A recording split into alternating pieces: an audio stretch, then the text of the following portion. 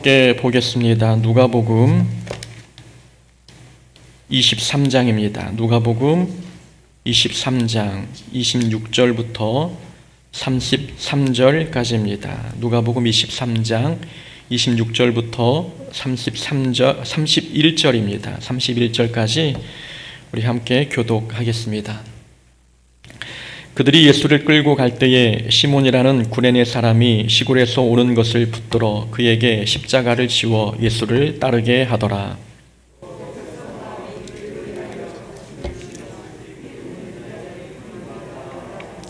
예수께서 돌이켜 그들을 향하여 이르시되 예루살렘의 딸들아 나를 위하여 울지 말고 너희와 너희 자녀를 위하여 울라.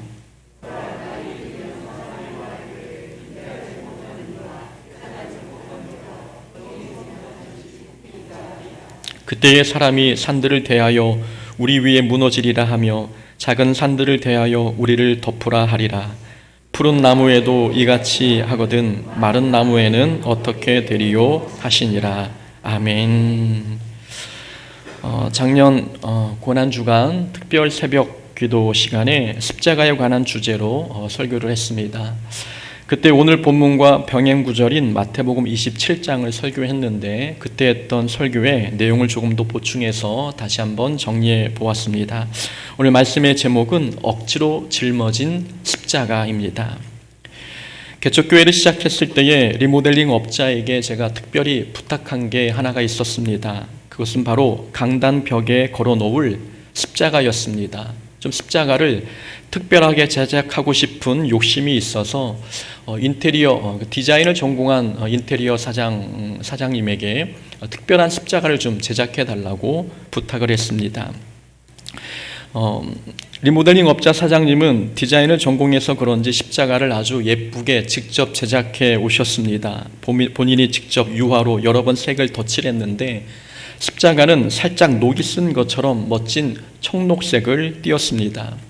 십자가 속에 LED 등을 달아서 밤에 켜놓으면 십자가는 따뜻하면서도 고풍스러운 분위기를 연출했습니다.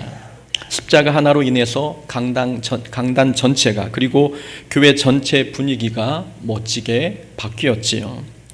문득 그런 생각이 들었습니다. 교회가 십자가를 높여야 할까?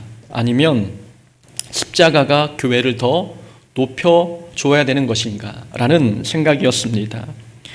교회가 십자가를 높이는 도구가 되어야 되는데 오히려 십자가가 교회를 돋보이게 하는 장신구가 되는 것은 아닌가 하는 생각이 들었습니다. 삶은 그렇게 되지 말아야 되겠다라는 생각을 했습니다. 십자가를 도구 삼아 나를 돋보이게 하는 삶이 아니라 나의 헌신으로 십자가를 높이는 삶이 되는 것, 그것이 모든 성도의 소망이 되어야겠다라는 생각을 하게 되었습니다.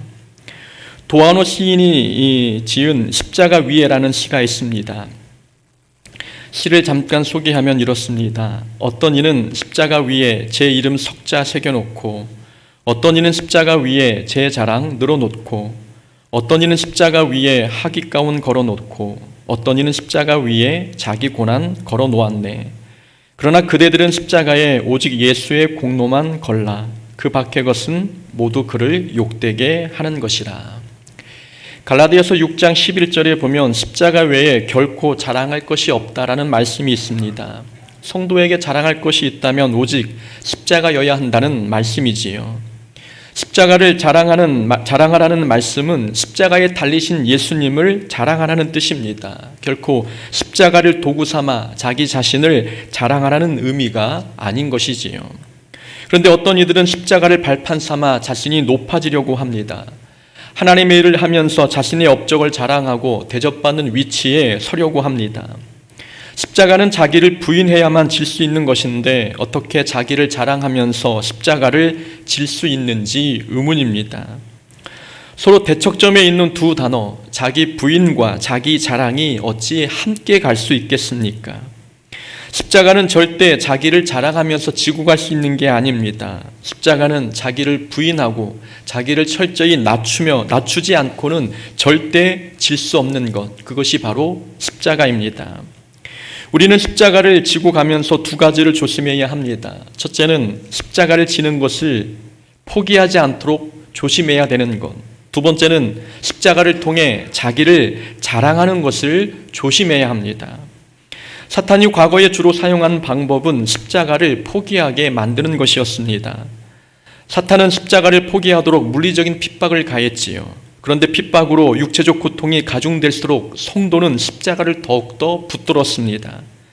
그래서 사탄은 방법을 바꾸었습니다.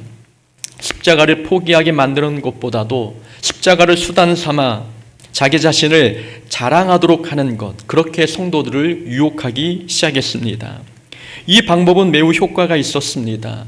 많은 사람들이 예수님을 자기 성공을 위한 수단으로 삼게 되는 모습을 보면 사탄의 공격 방법은 잘 먹혀 들어간 것 같습니다. 어떤 목사들은 교회에서 거의 신적인 존재가 되고 있고 어떤 성도들은 대형 교회의 항존직이 되기 위해 옳지 못한 방법으로 선거에 임하기도 합니다.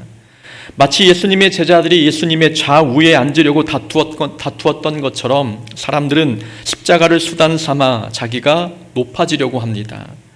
사탄의 교묘한 작전에 넘어지는 모습이지요. 십자가는 나를 돋보이게 하는 장신구도 아니고 나를 주인공으로 만들어주는 소품도 아닙니다. 십자가는 사형틀입니다.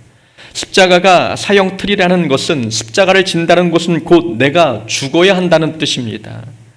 십자가는 헌신이고 희생입니다. 십자가는 자기 생각과 자존심을 내려놓는 것이고 옛사람은 죽고 새사람으로 거듭나는 것이 바로 십자가의 정신입니다.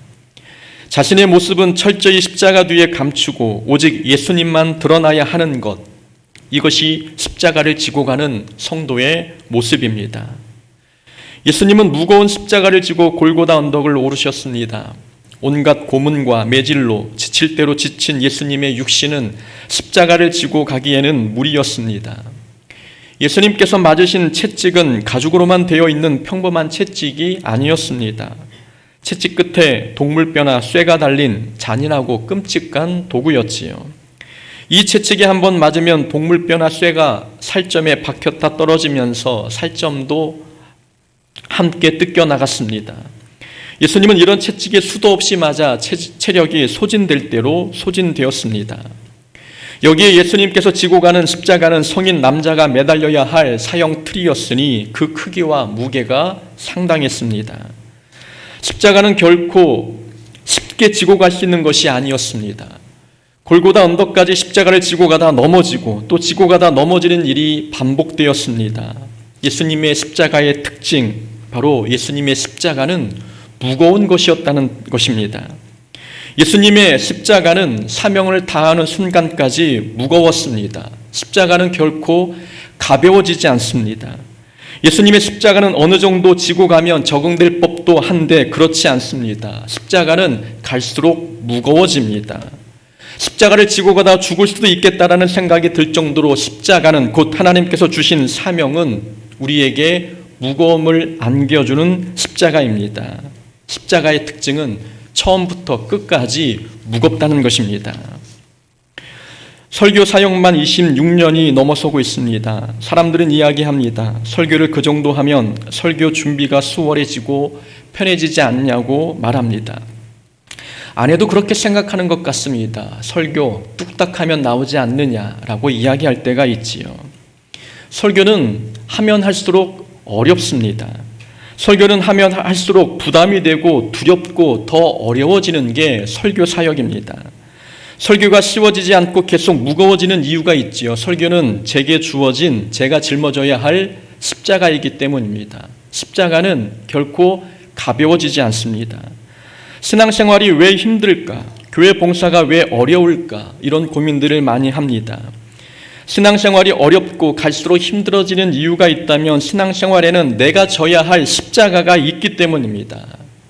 하나님의 일은 세상의 일과 같지 않습니다. 세상의 일도 어렵지만 어떤 일들은 요령이 있으면 쉽게 터득하는 일들이 많습니다. 그러나 하나님의 일은 영적 전쟁을 치르면서 해야 하는 일들이 많습니다. 그러니 하나님의 일은 시간이 지나도 절대 수월해지거나 편해지지 않습니다. 십자가를 지고 가는 그 길목에는 악한 영과의 싸움과 전쟁이 있기에 십자가는 늘 우리에게 무거운 존재로 다가옵니다. 십자가가 무거운 이유가 있습니다. 십자가를 지다 보면 때로 억울하고 자존심 상할 때가 있기 때문입니다. 구레네 시몬이 바로 그런 감정을 느끼지 않았을까요? 오늘 본문에서 구레네 시몬은 예수님의 십자가를 대신 짊어졌습니다. 시몬은 우연히 예수님께서 십자가를 지고 지나가시는 곳을 지나가다가 로마 군인에게 붙잡혔습니다. 십자가는 당시 처형 도구, 사형 도구였습니다. 그래서 십자가를 지고 가는 사람은 사형당할 만큼 극악무도한 죄를 지은 사람이라는 인식을 사람들이 갖고 있었습니다. 그런 십자가를 구레네 시몬이 대신 지게 되었습니다. 구레네 시몬의 감정을 생각해 보면 그는 부끄러웠을 것이고 창피했을 것이며 억울하고 자존심 상했을 것입니다. 십자가 본연의 무게보다도 사람들이 바라보는 시선이 더 무겁게 느껴지지 않았겠습니까? 그런데도 시몬은 십자가를 던져버리지 않고 끝까지 지고 갔습니다. 구레네 시몬을 바라보면서 얻는 교훈이 하나 있습니다.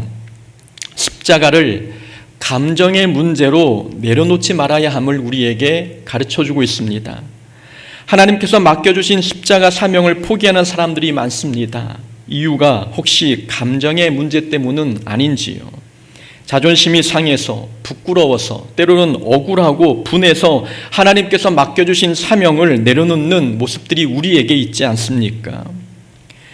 원래 십자가는 박수받거나 칭찬받으면서 지고 가는 게 아닙니다. 십자가는 원래 험한 것이고 사람들에게 손가락질 받으며 지고 가는 것입니다. 십자가 없는 신앙생활에는 억울한 일도 없고 자존심 상할 일도 없습니다. 그러나 일단 하나님께서 주신 십자가를 지기 시작하면 자존심 상하고 억울한 일을 만나게 됩니다. 그렇다고 해서 십자가를 내려놓는다면 그건 영적인 전쟁에서 지는 것입니다. 십자가를 내려놓는 사람들을 보면 대부분 감정의 문제 때문입니다. 오늘날 교회마다 교육전도사를 청빙하기 어렵게 된 것도 자존심 상하기 싫어하고 억울한 일 당하기 싫어하는 사람이 많아서가 아닐까요? 교회에 깊숙이 들어오지 않고 주일에만 왔다 갔다 신앙생활을 하는 사람들도 감정 상하기 싫어서이지 않을까요? 오늘날에는 자존심 상하는 일 때문에 십자가 없이 골고다 언덕을 오르려는 사람들이 많아지고 있습니다. 하나님의 은혜를 가로막는 걸림돌이 있다면 그건 우리 안에 있는 자존심입니다. 아람 장군 나아만이 나병을 고치기 위해 엘리사를 찾았습니다. 엘리사는 나아만 장군을 마중 나오지 않고 종을 대신 내보냈습니다. 그러면서 장군에게 요단강에 가서 7번 목욕하라고 지시했습니다. 나아만 장군이 화가 났습니다. 자기 생각에는 엘리사가 자신에게로 나와서 하나님의 이름을 부르며 환부에 손을 얹고 기도해 줄 줄 알았습니다. 그러나 엘리사는 나와보지도 않고 종을 시켜 요단강가에 가서 목욕하라고 하니 나아만이 화가 났습니다. 나아만은 화가 나서 집으로 다시 돌아가고자 했습니다. 결국에는 나아만의 종들이 설득해서 요단강에서 목욕함으로 병고침을 받긴 했습니다. 그러나 하마터면 나아만은 병고침의 은혜를 받지 못할 뻔했습니다. 나아만이 이런 하나님의 은혜를 경험하지 못할 뻔했던 이유가 무엇 때문입니까? 바로 자존심 때문이었습니다.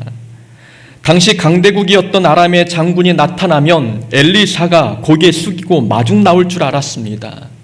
그런데 엘리사가 나타나지 않고 종이 대신 나타났으니 나아만 입장에서는 상대방이 내 사회적인 위치와 위엄을 존중해주고 인정해주지 않는 것 같은 기분이 들었습니다. 자존심 상했던 거죠. 자존심 상한 일 때문에 은혜 받을 기회를 잃어버릴 뻔했습니다. 신앙생활 하면서 우리가 은혜 받을 기회를 잃어버리는 이유, 바로 감정의 문제 때문은 아닌지요. 제가 목회를 그만둘까를 고민했던 시점을 돌이켜보면 모두 감정의 문제와 연결되어 있었습니다. 억울했을 때, 자존심 상했을 때, 그럴 때 목회를 이어갈지 말지 심각하게 고민했었습니다. 그런데 반대로 생각해보면 억울하고 자존심 상하는 일이 아니면 목회를 포기할 생각을 한 적이 없었다는 것입니다. 따지고 보면 십자가를 지고 가는 길목에서 가장 위험한 걸림돌은 나의 감정이라는 것입니다.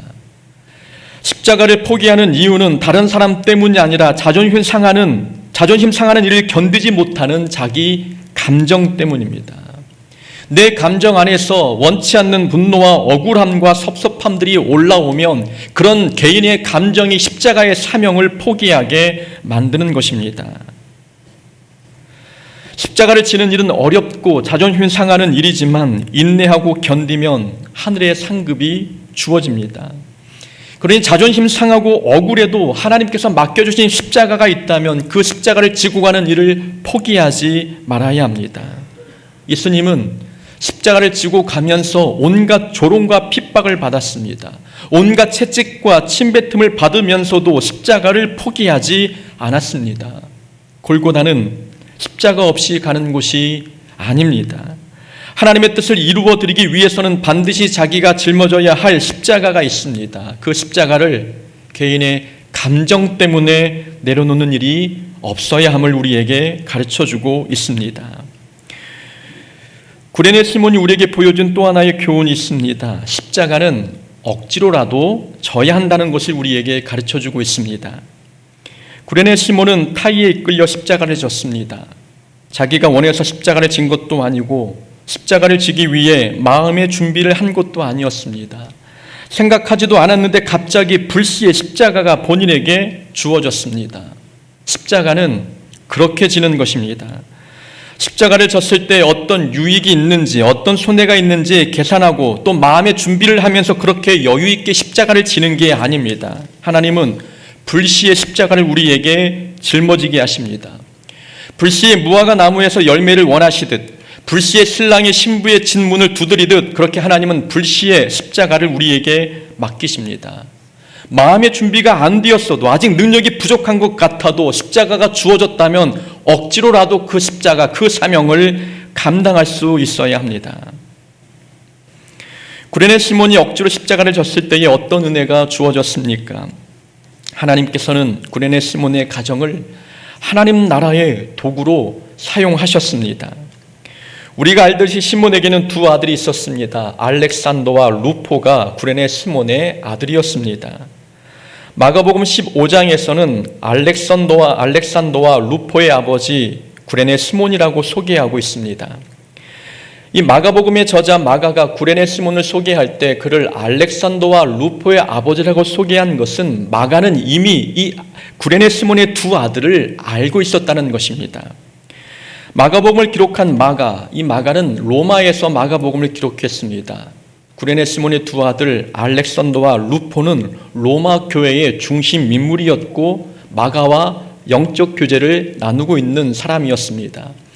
사도 바울도 로마 교회에 편지를 보내면서 이렇게 고백합니다. 주 안에서 택하심을 입은 루포와 그의 어머니에게 문안하라. 사도 바울도 구레네 시몬의 아들 루포를 언급했습니다. 그만큼 구레네 시몬의 가정은 로마 교회에서 가장 중심 인물이었고 하나님 나라에 꼭 필요한 사람으로 쓰임받고 있었습니다. 구레네 시몬이 억지로 십자가를 짊어졌지만 하나님께서는 그의 가정에 큰 은혜를 부어주셔서 두 아들이 하나님 나라에 없어서는 안 되는 필요한 일꾼으로 삼아주셨습니다. 십자가는 억지로라도 져야 한다는 것을 우리에게 보여주고 있는 대목입니다. 십자가는 억지로라도 져야 합니다. 십자가를 억지로라도 지다 보면 십자가가 나를 변화시키고 십자가가 부어주는 능력과 은혜를 경험하게 만듭니다. 십자가가 우리를 변화시키는 것입니다. 십자가를 지고 가면 그 십자가가 나를 변화시켜 하나님의 사람으로 만들어갑니다. 이것이 하나님의 은혜인 것이지요. 구레네 시몬은 처음에 억지로 십자가를 졌지만 나중에 그의 가정은 자발적으로 십자가를 졌습니다. 시몬의 가정이 로마 교회에 필요한 일꾼이 되었다는 것은 시몬의 자녀들이 자발적으로 하나님의 일에 동참했다는 것을 뜻합니다. 십자가를 짊어진 성도의 변화가 어떠한지 보여주고 있지 않습니까? 처음에는 억지로 십자가를 짊어졌지만 갈수록 자발적으로 십자가를 짊어지는 사람으로 성장해 갔습니다. 이것이 십자가를 짊어지고 가는 성도의 모습입니다. 하나님의 일은 하고 싶은 마음이 생길 때까지 기다리는 게 아닙니다. 하나님의 일은 억지로라도 해봐야 합니다. 그러면서 믿음이 성장해 가는 것입니다. 모세도 하나님의 부름을 받았을 때 처음에는 거절했습니다. 기드온도 처음에는 순종하지 않았고 요나 선지자도 처음에 하나님의 명령에 불순종했습니다. 그런데 억지로라도 사명을 감당하고 보니 하나님의 사람으로 성장해 갔습니다.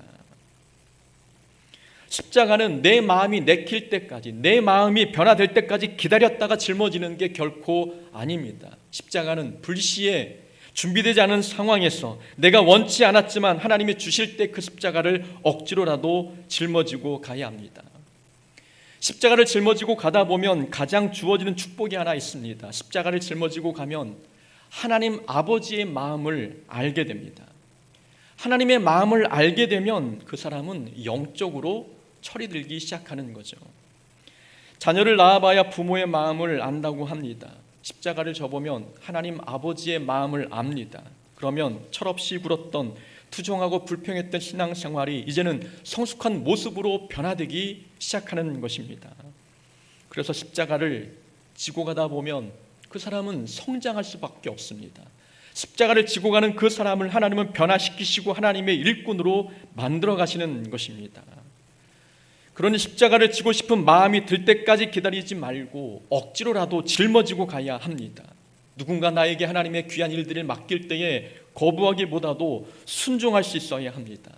순종을 통해 십자가를 짊어지고 갈 때 하나님께서는 더 놀라운 하늘의 복으로 우리 삶을 채우실 것입니다.